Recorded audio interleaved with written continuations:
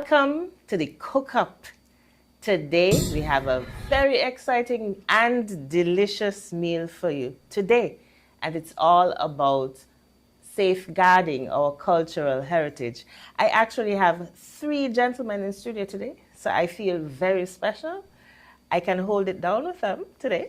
And we are going to have 3 of them who are traditional knowledge bearers, and they have become mentors in their community. That is the St. Peter's community, the great state of St. Peter's.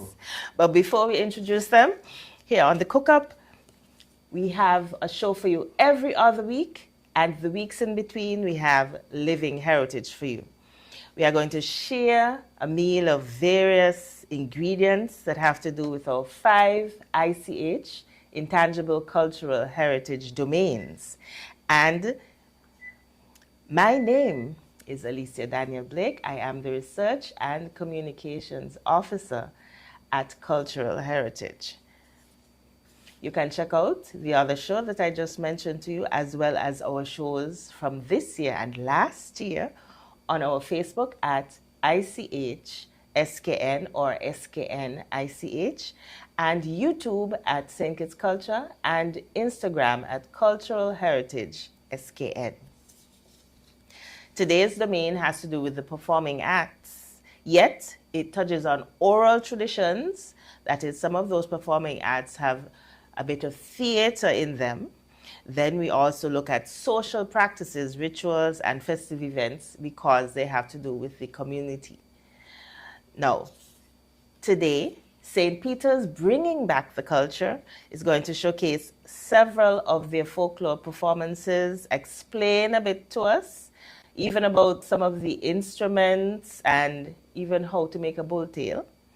And I'll let them tell you about it themselves. So my assistant chefs are Aidan Hendrickson, who is the CEO.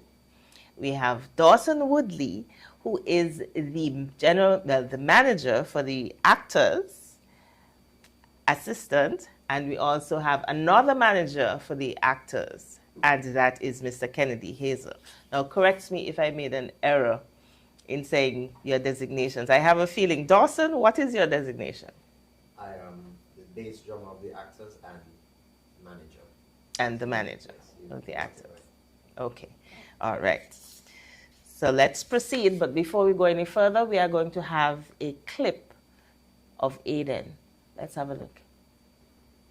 The street performance is accompanied by a number of musical instruments, the tambourine,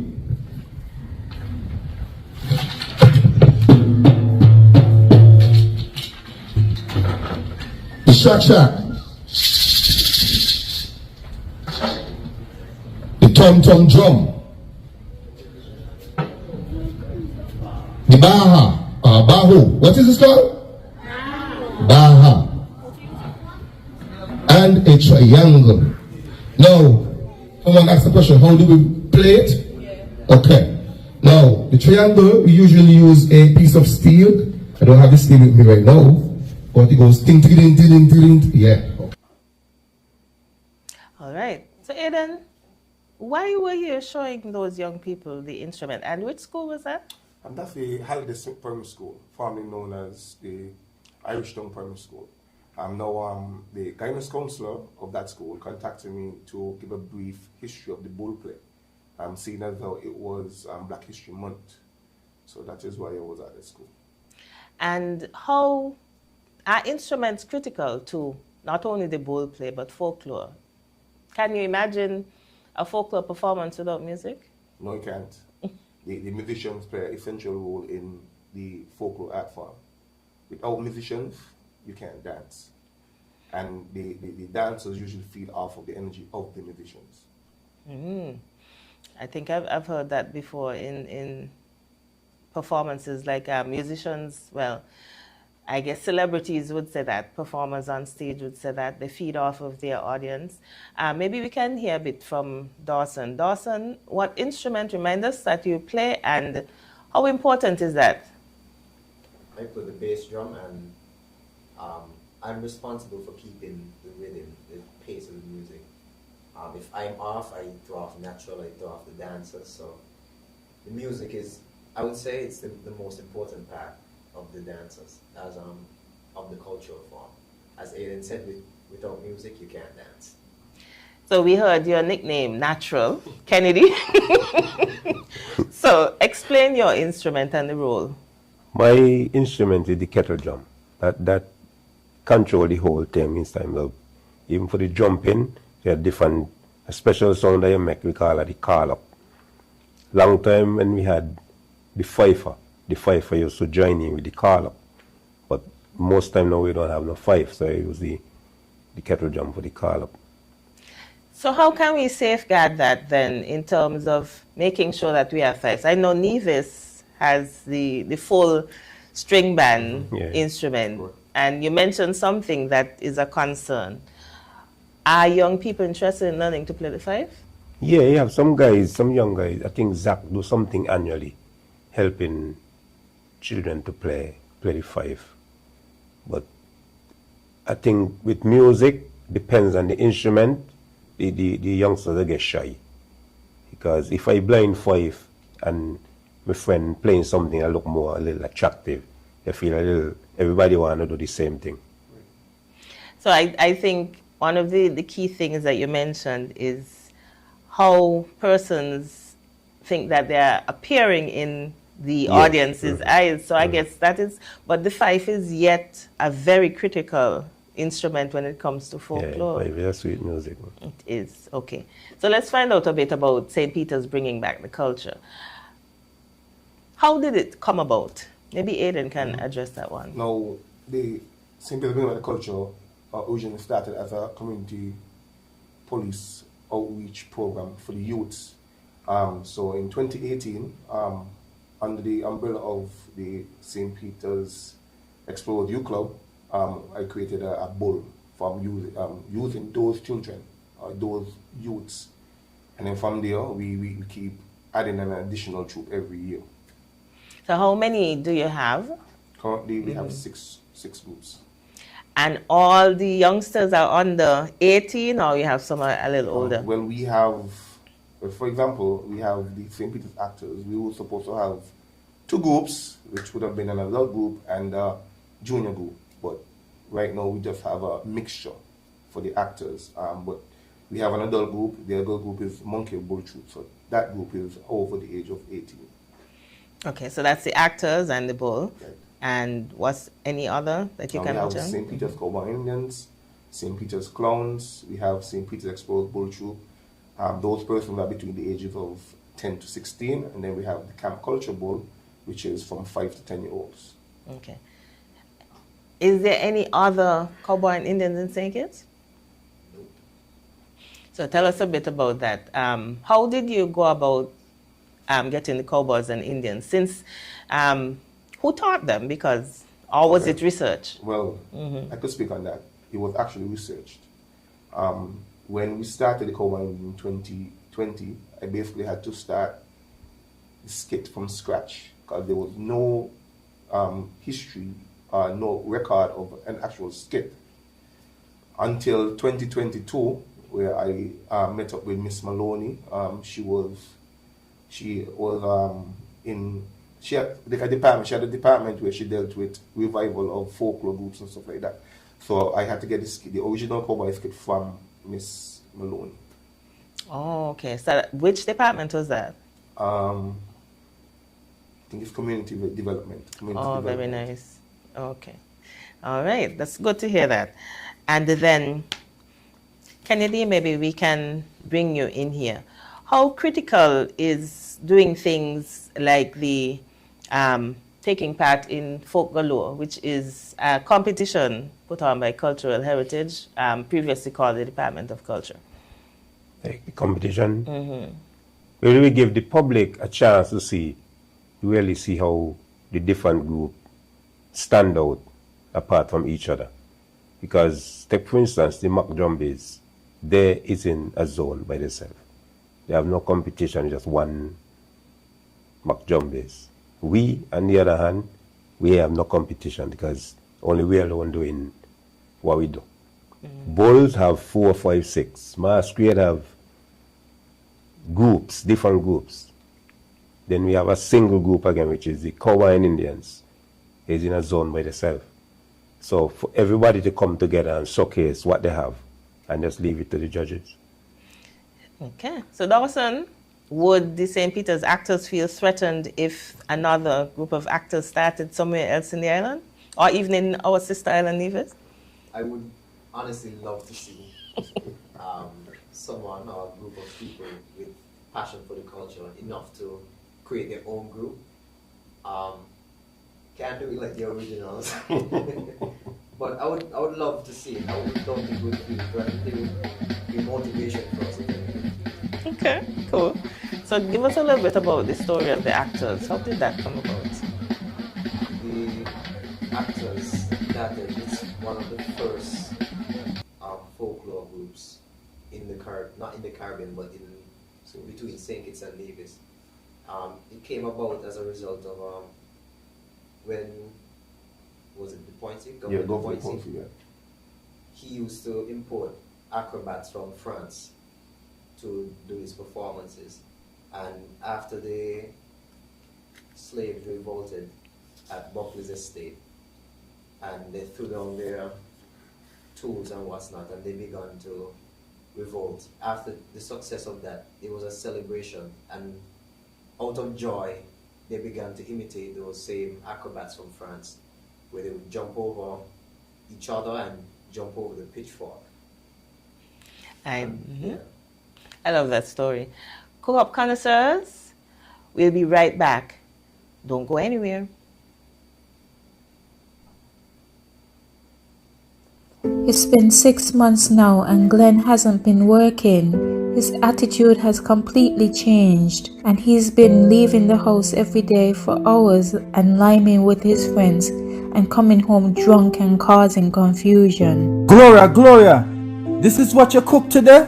This is not enough food for a big man like me. But Glenn, it's been 6 months now. You haven't given me any money to shop for food.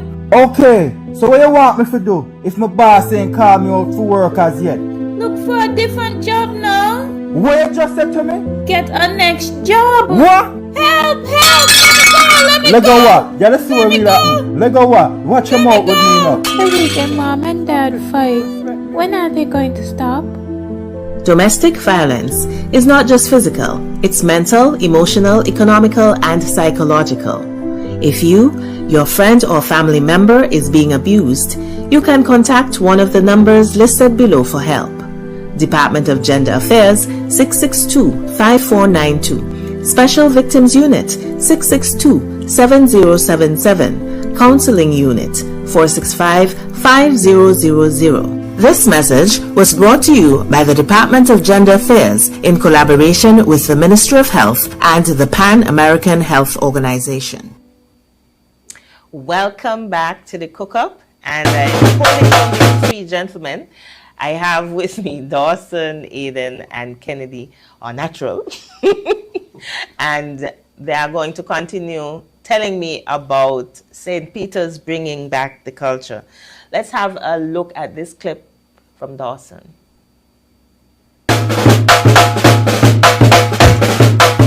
Well, here we are again, another year, another chance to defend our title as the mixed folklore champions. We're asking you to come out and help support us on the 18th of December. Let's make it 3 for 3. So that was the manager of the St. Peter's Actors. He was inviting the general public to come out to folklore, and actually we were told that it was the largest folklore that we ever had. That was last year down at the circus. Dawson, clearly it's an advertisement, but we get to see you in action, drumming. Do you think that cultural instruments are taken for granted? We kind of touched on it in the last segment. Yes, I do. Culture on a whole is beginning to be taken for granted, kind of pushed aside, and the musicians especially, as Natural said, there's a shortage of 5 players. There's some interest in the youth, but not enough. Everybody wants to play the same instrument, and you're moving towards more of stuff like the pretty mass and what's not. We're moving away from our indigenous culture. So yes, I do believe that it's being taken for granted, but we're doing our best to revive it and keep it going. So cook-up connoisseurs, that's a cue for you. That's a cue for you to go out there and see how many young persons you can get to learn a cultural instrument. In fact, and we'll go a little bit more into this in our last segment, we actually have master classes organized by Cultural Heritage. Go on there and let us know if you would love to see a master class instructing persons in how to play the cultural instruments. Now, Dawson, back to you. When did you join St. Peter's Bringing Back the Culture, and why? Well, I joined before it was St. Peter's Bringing Back the Culture. I expressed to my mother that I had some interest in drumming, and she told me through another friend that they were having a practice up at the St. Peter's football field. So I went up there and I see what it was about, and I'll be honest with you, at first I didn't want to do it. I wasn't interested. It wasn't what I thought it was, but my mother forced me to stick with it, and at this point I'm glad she did, and I saw it through. And at this point I recognized the importance of culture. And when was it? I started in 2018, so it's been 6 years, 7 years. The group really started to go out and perform for Carnival in 2019, and we've been going strong ever since. Lovely. So what your role at that time was to a normal member or to learn your instrument? Yes, the bass drum. Did you? Go ahead. Bass drum and? It was just the bass drum. Okay. And since then, I was given the responsibility of doing a head count at different events, and keeping track of names and speaking to parents during meetings and stuff like that. And that's when I really moved up into the manager position. So Aidan, would you say he came into his own? Right. You saw the managerial skills in him? Yeah, and I fight at a very young age too, because when we would attend cultural meetings, he would be one of the first to volunteer to come with me and Natural at the different meetings. So I felt, okay, maybe he has some potential, you know. So Kennedy, were you also there from the beginning? Yes. Okay. Yeah, yeah, from the beginning. I there before Dawson them born, you know. Yeah, I actually play actor, you know. It wasn't just the drumming. Okay. I play actor as a youngster. Nice. Okay. So tell me something as well now. Back to instruments again. Previously, you were mentioning something about how we can use the bamboo in terms of a particular instrument, the baha. Can you explain a bit about that? Baha. What's the process of getting the bamboo? Well, you have to get the right size, and you have to be able to take out the joint. Every joint have a blockage. The clay straight out. And you tape up the mouth and you sound them to length.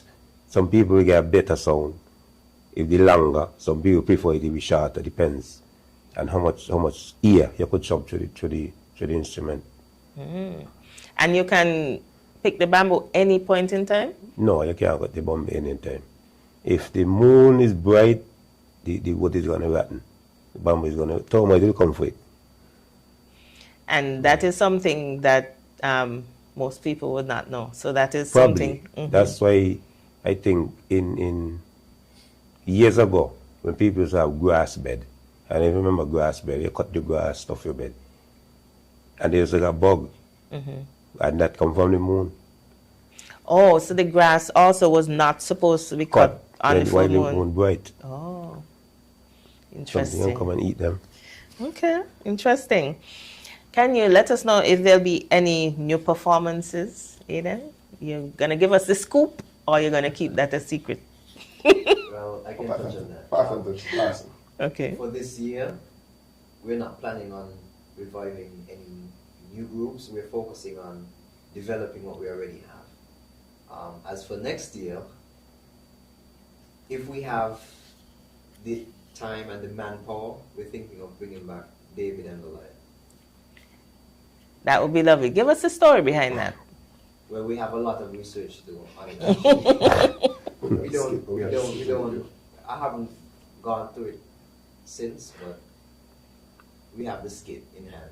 It's just to get enough persons and to have enough time. We don't have enough time right now. We have to focus on the 100 groups that we have. So tell me, how successful have these groups? We can't help but see the trophies in front of you. How successful have these groups been? Well, I can say it's been a tremendous success. We have a slogan that we use every year. St. Peter's, bring back the culture. We go in for all the gold. So that's our slogan. So last year we were very successful. We won the bowl competition, and we won the mixed folklore competition, and then we placed third in both the bowl and the mixed folklore competition. So St. Peter's Crown came third, St. Peter's Bowl came third, Monkey Bowl came first, and St. Peter's Actors came first. Yes, deserving of applause. So we need to take a short break. So cook up connoisseurs, we'll be right back. What's up with you? Girl, you look like you're off in dreamland. Focus. Focus. It's Valentine's season. Love is in the air. You not here? So Dave said he loved me and I have 24 hours to respond. I'm thinking about what I'm going to say. That does Nathan in. When he say I love you, you simply say I love me too. What's that? And who even does that? I do. Me too. I love you too simply means I love me enough to make myself a priority. And it starts with making wise decisions. This Valentine's, I choose to abstain and to protect my name. This Valentine, I choose education. No, and this is my solemn vow. I choose to keep my virginity and maintain my dignity. Wise choice, because saying yes to him is saying no to you. I choose self-respect over self-neglect. Okay, I get it now. I love myself too. This Valentine, Dave can keep his love. At this point in life, I choose self-love. For learning to love oneself is the greatest love of all.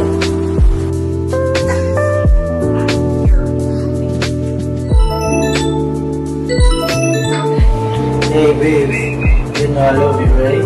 I love me too.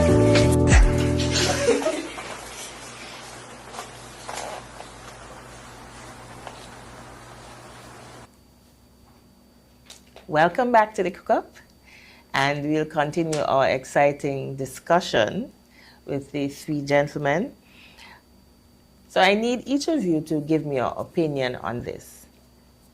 And you kind of hinted at it, maybe in a sentence or two. So very brief this time. Why should our culture be safeguarded? Maybe we can start with Kennedy. Well, probably that's how people know you. For St. Kitts, you have the actors. We ain't seeing it or hearing it in no other place. So we in our own little space where people have to respect you for what you do. You do it professionally. Lovely. I agree. There's no other actors anywhere in the world. Aidan? Well, when it comes to safeguarding our history and culture, I could say that St. Kitts and Nevis is the hub for folklore. Even when you speak about the masquerade story, the masquerades originated out of Nevis. And then from Nevis, it migrated to different Caribbean countries. The same with the bull. The bull originated here in St. Kitts and then it migrated to Antigua, even as far as our brothers and sisters in Santo Domingo. So our country is rich with cultural heritage, and that is why we have to ensure that it's carried on from generation to generation. Lovely. And the only way we could do that is by utilizing the children. Lovely. Dawson? Our cultural heritage it's our identity. It's something that's supposed to identify us. When people from the outside look in, what do they see? Who are the Kittitians in the visions? As I mentioned earlier, the actors were the first folklore group out of St. Kitts and Nevis. Not many people know that. So it's important that not only cultural knowledge bearers like myself and Aidan and Kennedy, but also for it to be taught in schools as a part of the history curriculum. It's important for them to know as well. All right, so now you made a critical point, all three of you, about the uniqueness. Do you think this would be a good way for us to make linkages with tourism? Yes. We've worked with tourism in the past for CPL and for other events as well. And we would like to keep that relationship going forward and seeing what we can do in terms of perhaps getting some sort of arrangement with the cruise ships, better access to Port Zante, etc. Okay. Any of you gentlemen second that motion? Yes. Currently, certain folklore are not allowed to participate on Port Zante. Oh. Right now, it's only the masquerade and the African drumming. But I would like to see that open up to all of the folklore groups, even the bull. You know, there's the stigma when it comes to the bull where they're afraid that the bull may run after a tourist, but it is really a performance. It's a play. So you could fine tune it and you could eliminate that aspect of the bull where it doesn't, they don't, try and go at the tourists. It's just a play, you know what I mean? Yes. Mm-hmm. That's my take on that. And that's the thing about culture. It's very dynamic and fluid. So you can make adjustments. You agree with that statement? Mm-hmm. Good. Okay. We do that all the time. Okay. All right. Now, how do you balance everything? How do you take the time for study, for work? No, because you're giggling. Let's hear from Aidan first. Well, I'm a police officer. It's time consuming. So for me, I used to have to try and find a day, each day for a different group. But I've since changed that. So all the groups come on Thursdays at 4:30 until 8 p.m. on Thursday at the St. Peter's Community Center. And that is where we teach the children the different aspects of the folklore. And anyone that is interested in coming, you can come, and there's no cost, no charge. You can come and learn the art form of folklore. Lovely. Now, we have a critical aspect of our program called the seasoning mix. So, gentlemen, give me a few minutes, and then Cook Up Connoisseurs, we are going to have a look at what's happening in cultural heritage.